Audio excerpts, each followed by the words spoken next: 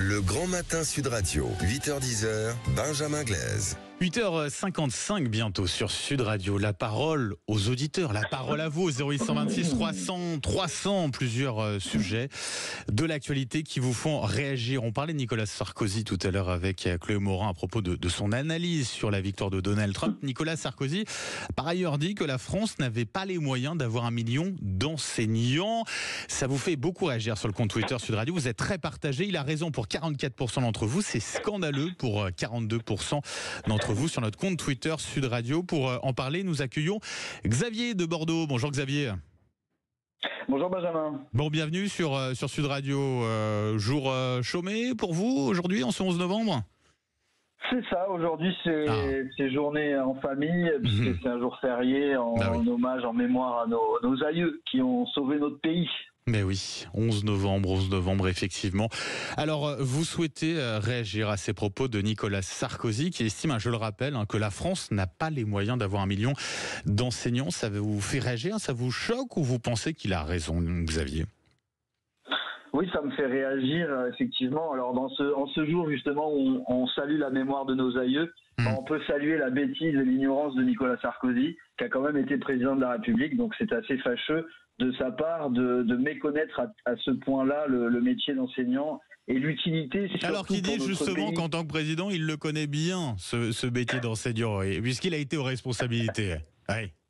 Ouais, alors c'est assez étonnant puisque il n'a jamais été enseignant, il n'a jamais exercé, ça s'entend, ça se voit puisque moi par exemple, vous voyez, je suis enseignant, mais avant j'ai été patron, j'ai travaillé dans des cabinets d'avocats, mais dans des entrepôts de logistique, je sais de quoi je parle quand je peux parler du métier d'enseignant.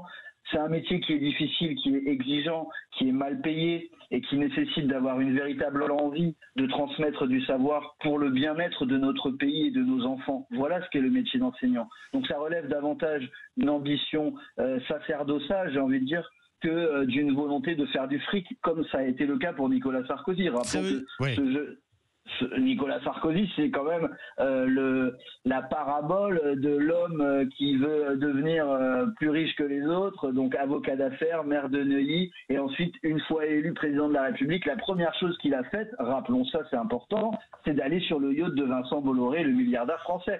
Donc bon, par ailleurs, ce qui est important quand même sur le fond, c'est de dire que les enseignants, vous voyez, on travaille à peu près 40 heures par semaine, et on n'a pas 6 mois de vacances, comme les fake news de Nicolas Sarkozy, c'est de dire qu'on a 6 mois de vacances et qu'on travaille 24 heures par semaine. C'est faux.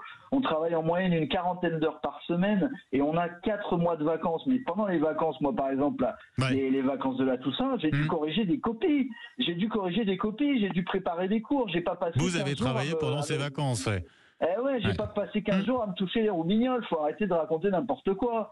Donc moi, ça me fait marrer tous ces gens qui parlent de choses qu'ils ne maîtrisent pas, que ce soit Sarkozy ou Bardella. Bardella, c'est pareil, ce mec-là, il a jamais bossé, il nous donne des leçons à longueur de temps, mais le mec, il a jamais mouillé la chemise dans un vrai métier. Alors bon, je voudrais quand même dire une chose importante.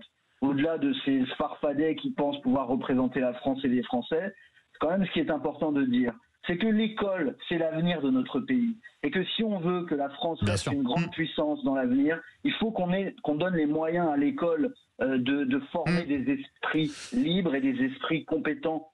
Alors, Nicolas Sarkozy, lui, ça le dérange pas parce que lui et ses affiliés, ils peuvent mettre leurs enfants, une fois les écoles publiques passées, une fois le primaire passé, ils peuvent mettre leurs enfants dans des écoles à 10 000 par an. Où ils auront les réseaux et le piston pour pouvoir accéder à des postes intéressants. Mais la plupart des Français, ce n'est pas le cas. Ils ont besoin Merci Xavier, j'ai entendu effectivement votre colère. Merci Xavier, passez une bonne journée. Je suis désolé de vous avoir interrompu, mais parce qu'on a Serge qui est avec nous également au 0826 300 à propos de la présence d'Emmanuel Macron qui assistera au match France-Israël, match sous tension. Bonjour Serge. Bonjour Benjamin. C'est une bonne nouvelle pour vous, Emmanuel Macron a raison d'assister à ce match France-Israël jeudi. Oui, en tant que président Président de la France, oui, c'est une bonne nouvelle qu'il assiste au match.